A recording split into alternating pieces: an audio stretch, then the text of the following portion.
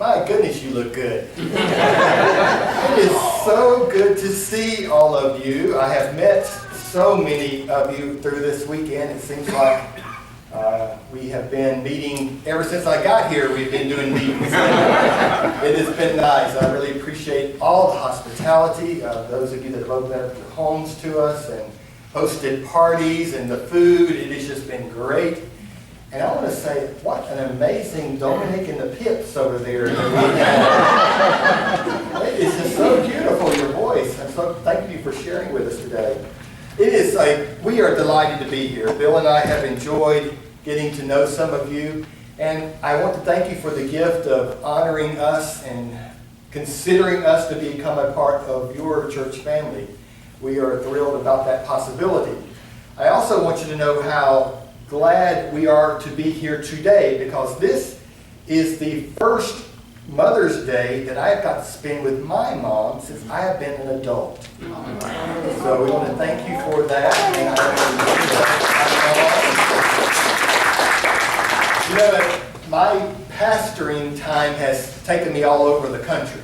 And so since I went to seminary and then graduated and went on, I have not been able to live in Alabama. So Bill and I get to come back usually once a year for Thanksgiving. That has been our trip to the Holy Land. And spend time with the Tucker side of our Eknes-Tucker family. You'll learn how to pronounce that, I promise you. It takes a little while to figure out the Norwegian and the English merging that we have done to butcher our last name. So that's why most people just end up calling me Pastor Paul. They just don't try even with the last name. But if you want to, you can. That's certainly a thing. One of the things you'll learn about me as your pastor is that each week I try in worship to connect the scripture with what's going on in the world and then apply that to our congregation. To try to give you some context to take those two important parts of our heritage and our lives and merge them together. And as I was thinking about this scripture passage that Teresa read for you and thinking about what's happening in our world and in this church, two terms kind of clicked for me. The first was passion. And we've kind of been talking about this already, so those of you that have already met in our small groups this weekend, but a church of this size can't do everything. So we have to focus on the things that we can do. And I have found that congregations are most effective at finding their unique mission when they follow their passion. So what is it that makes Pilgrim different from the thousands of other congregations spread across Birmingham? You can't go 2 blocks without hitting a church here. So what makes this congregation unique? What makes this place special? What stirs our hearts to action? And what actions do we have the skills, the expertise, and the resources to address? What would make a new person visiting us today, want to say to themselves, this is the place for me? You see, whatever that is will determine our mission. And mission is unique to those of us that are part of this community of faith. Our theology, our gifts, our passion. Our conservative friends have done a good job of making their passions clear. And conservative congregations tend to focus on making people believe like them. The purpose is to convert people to a better way, they say. And isn't it great when that better way just happens to be our way? Yes, you need a better life, and we've got it for you, so let us make you conform to how we are. But progressive congregations tend to focus on making the world a better place for all of us. Not just people who look like us or think like us or even believe like us. We know that conservative Christians have a great deal of passion for what they do. It is one of their strengths, and it's something we can learn from them. So where does our passion take us? You know, you got to serve somebody, Bob told us. You got to serve somebody. So what passion do we have for that? When we focus on the things that we can do and that we can do well, we build a foundation to create ministries and services that will not only make our world a better place, but that will grow this congregation because it will draw people to that passion, people who share that passion, people who are looking to find passion in their lives, people who are wanting something that is bigger and broader than maybe what they found somewhere else.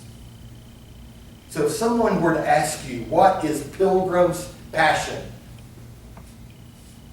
Would you have a ready response? Would you be able to say? Or has the passion of this congregation been more of an innate quality, something we experience but we haven't been able quite to verbalize or conceptualize or to be able to conceptualize in a phrase? If I become your pastor, one of my jobs will be to help every person who is part of this congregation connect their passion and put that passion into service. You are a gifted congregation. I hope you know that. You are blessed in so many ways. And finding ways to link that blessing, that passion, that giftedness to making our world a better place is what we need to be about. When we all use our gifts together, the whole becomes greater than the sum of its parts.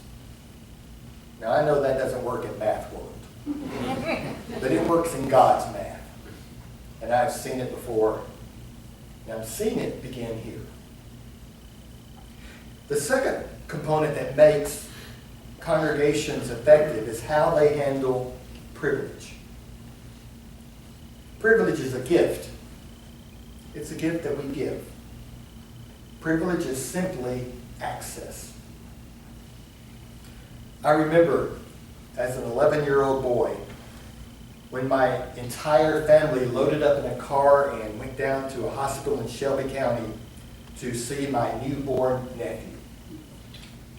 He was the first grandchild to my parents, so it was a big deal. I also remember how crushed I was that once at the hospital, I couldn't go into the part of the hospital where the babies were on display because they had a rule that you had to be 12 years old or over. I was denied privilege that the adults and the older kids enjoyed. Now, isn't it funny what sticks in your mind as a memory? You know, I can't remember what I ate a week ago for supper, but I distinctly remember this experience that was more than 40 years ago. All of us experience situations in life where we are granted privilege and where we are denied privilege. All of us. All of us are privilege givers. And all of us have been privilege deniers at times. The first mistake people make around privilege is to think that it doesn't exist. Oh, I don't have anything that other people don't have, or I don't have access to things that other people don't have. I mean, everybody can go eat at restaurants if they want to. Everybody can buy flowers at a florist. Everybody can get married if they love somebody. They can't. And the second mistake people make around privilege is to believe that it is anything more than a gift. When we start claiming privilege based on status or power or as a right that only we enjoy, then privilege is no longer a gift, but it becomes a weapon. All of us grant and withhold privilege all the time. You give certain people in your life access to your life in ways that you don't give to other people. And that's not a bad thing. Some people should have access in your life that other people don't have. You give your children access to your life that you don't give a stranger. So there's places where denying privilege is a good thing. We all have this ability. But when someone demands privilege from us, then we've got a problem, because it's no longer a gift. As a pastor, I am granted great privileges in people's lives. It is amazing the access people give me to their times of joy, like weddings and births and baptisms, and to their times of sorrow, like sickness and death. I have a deep sense of that giftedness of that privilege because it shows respect for me and my place in the community, but it also shows trust. And trust always brings a degree of vulnerability. To grant access to anybody into our lives, we have to be vulnerable to them. In our reading from Acts today, Peter encounters some people who were different from him and different from the people he brought with him. And yet these strangers, these foreigners, exhibited the marks of having a relationship with God that was undisputable. They could not deny it was the truth. And the folks with Peter were amazed at that. How could these different people have access to God like we have access to God? How is that possible? So Peter had to remind them that privilege is a gift. So he said, baptism for everybody. Let's baptize everybody. Because we're all part of this family. We're all part of this organization, this truth, this movement, this fellowship. The stranger was welcomed as a friend. The foreigner became family. See, that's what the gift of privilege is supposed to do. Include. It is a way for us to bring people into our lives. So how has our world gotten it so wrong? Privilege is used now to divide, to exclude, to put down, to vilify those who are perceived to be different. We withhold privilege to punish instead of using our privilege to lift up. We wield privilege as a bat to beat others into submission.